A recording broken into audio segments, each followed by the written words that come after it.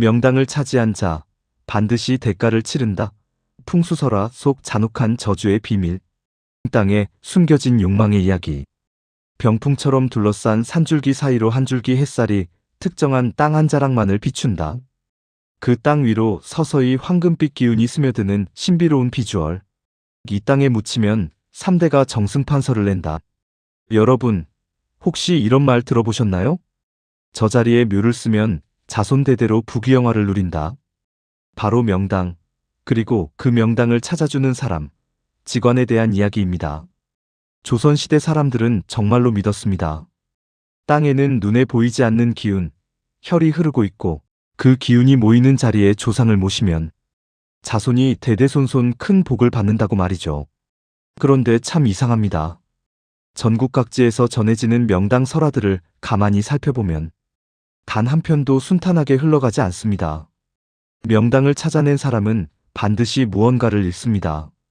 형제는 서로를 배신하고 며느리는 쫓겨나고 심지어 명당을 알려준 은인마저 비참한 죽음을 맞이합니다.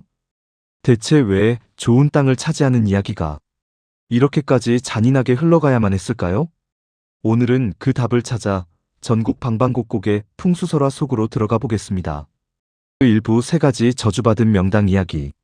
자막 전국 각지에서 전해지는 그러나 결코 해피엔딩이 없는 명당들. 풍수설화는 크게 3가지 얼굴을 하고 우리 앞에 나타납니다.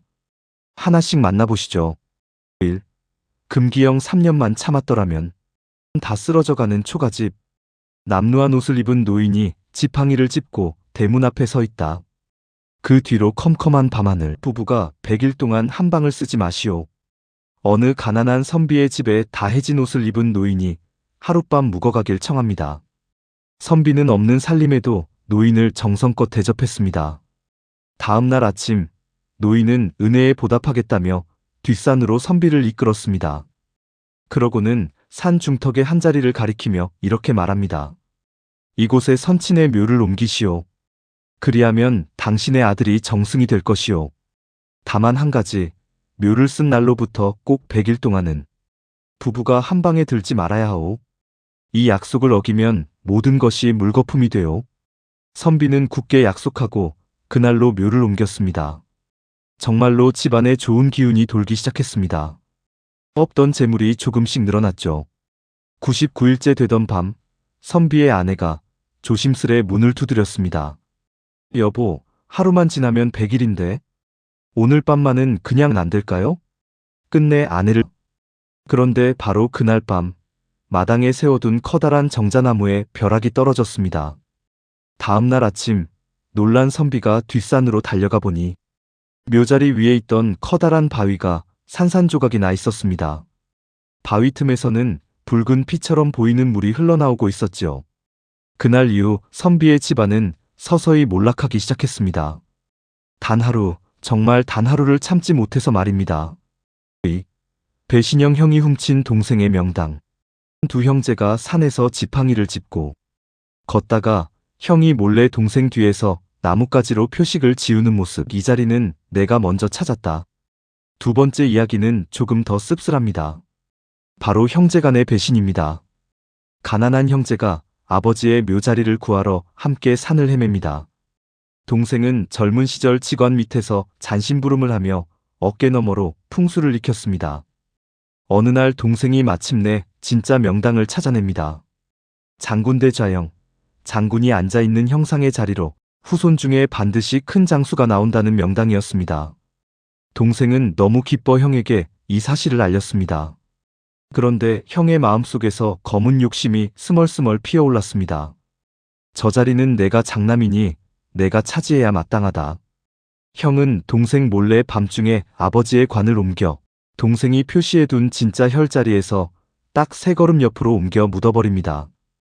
풍수에서는 이 3걸음 차이가 하늘과 땅 차이라고 하지요. 다음 날 아무것도 모르는 동생은 형을 따라 새로 봉분을 다졌습니다. 세월이 흘러 형의 집안에는 정말 장수가 태어났습니다. 그런데 그 장수는 나라를 지키는 장수가 아니라 영모를 꾀하다 처형당하는 역적 장수였습니다. 혈이 살짝 어긋난 자리는 명당의 기운을 온전히 담지 못하고 오히려 뒤틀린 흉기가 되어버린 것입니다. 형은 죽는 순간까지도 그 이유를 알지 못했습니다. 3. 발설형 며느리의 입이 부른 파고. 부엌에서 몰래 이웃집 안악과 귓속말을 나누는 며느리. 창밖에는 먹구름이 몰려온다. 우리 시아버지 묘. 사실은 천하명당이랍니다. 세 번째는 주로 남부지방에서 전해지는 유형으로 입방정이 부른 비극입니다. 가난한 집 며느리가 시아버지 상을 치르며 지나가던 도승에게서 우연히 명당 자리를 얻습니다. 도승은 신신당부합니다. 이 자리는 하늘이 감춰둔 자리요. 절대 그 누구에게도 발설하지 마시오. 발설하는 순간 하늘이 그 기운을 거두어 갈 것이오. 며느리는 굳게 다짐했지만 집안 형편이 하루가 다르게 풀리자 기쁨을 참지 못하고 결국 친정어머니에게 살짝 귀띔을 하고 맙니다. 어머니, 사실은요. 우리 시아버님 묘 자리가 천하명당이래요. 그날 밤 멀쩡하던 묘 앞에 커다란 소나무가 아무 이유 없이 뿌리째 뽑혀 쓰러졌습니다. 다음 날부터 봉분에 흙이 자꾸만 무너져 내리기 시작했고 집안의 가세는 언제 그랬냐는 듯 예전으로 돌아가 버렸습니다. 며느리는 그저 어머니에게 자랑 한마디 했을 뿐인데 그 대가는 집안 전체가 짊어져야 했습니다. 2부 명당 설화 뒤에 숨겨진 공식. 저울 한쪽에는 화려한 관직과 재물이, 다른 한쪽에는 깨진 항아리와 무너진 집이 놓여 균형을 이루는 상징적 일러스트. 왜 좋은 땅을 얻는 이야기마다 반드시 대가가 따르는가? 새 이야기를 나란히 놓고 보면 아주 정교한 공통 구조가 보입니다. 풍수설화의 서사적 공식. 금기형 명당 획득 인간의 조급함, 금기파기 저주 몰락. 배신형 명당 발견 인간의 탐욕 형제 배신, 뒤틀린 명당 파멸. 발설형 명당 획득 인간의 나약함, 비밀 누설 기운 소멸 몰락. 모든 이야기의 시작에는 얻는다가 있고 모든 이야기의 끝에는 반드시 잃는다가 있습니다. 그리고 그 사이를 잇는 결정적인 원인은 언제나 하나입니다. 바로 인간의 부족함, 인간의 욕심, 인간의 나약함이지요. 명당은 절대로 공짜로 주어지지 않습니다.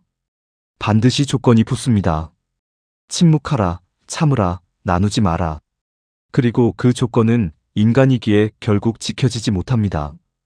이것은 단순한 우연의 반복이 아닙니다.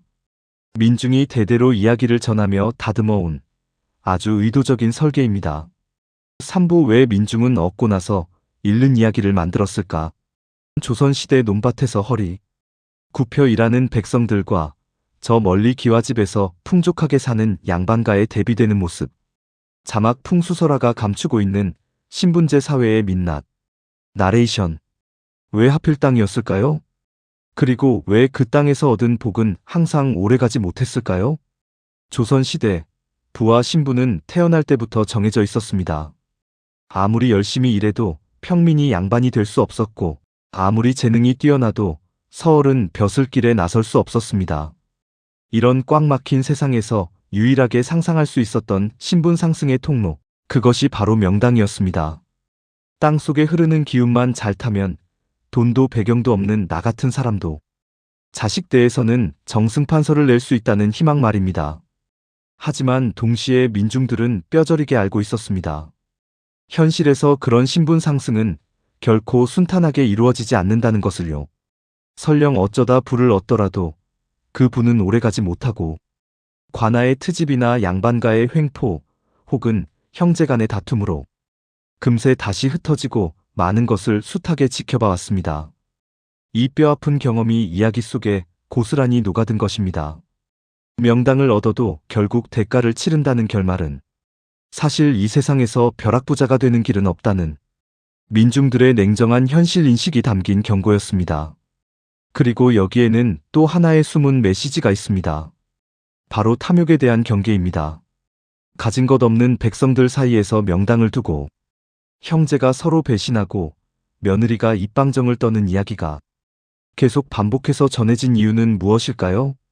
한정된 땅, 한정된 기회, 한정된 부를 두고 사람들끼리 서로 헐뜯고 빼앗는 모습을 지켜본 민중들이 욕심을 부리면 반드시 화를 입는다는 교훈을 스스로에게 그리고 다음 세대에게 들려주고 싶었던 것입니다.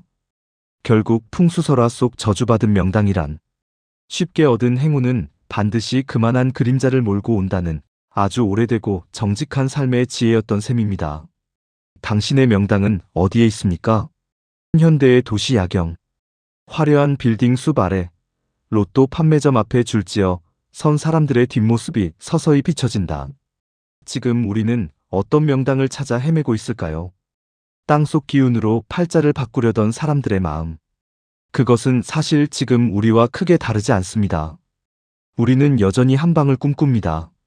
로또 명당이라 불리는 가게 앞에 줄을 서고 누군가는 손대는 종목마다 오른다는 소문난 자리를 쫓습니다. 하지만 옛 이야기 속 조상들이 우리에게 남긴 메시지는 분명합니다. 쉽게 얻은 복은 반드시 대가를 요구한다는 것, 그리고 그 대가를 감당할 준비가 없다면 차라리 얻지 않느니만 못하다는 것. 혹시 여러분도 지금 단 하루를 못 참아 스스로 무너뜨리고 있는 무언가가 있지는 않으신가요? 오늘 준비한 미스터리 인문학 스토리텔링은 여기까지입니다.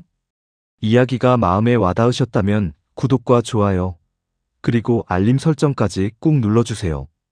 오늘도 설아란의 기린쌤이었습니다. 감사합니다.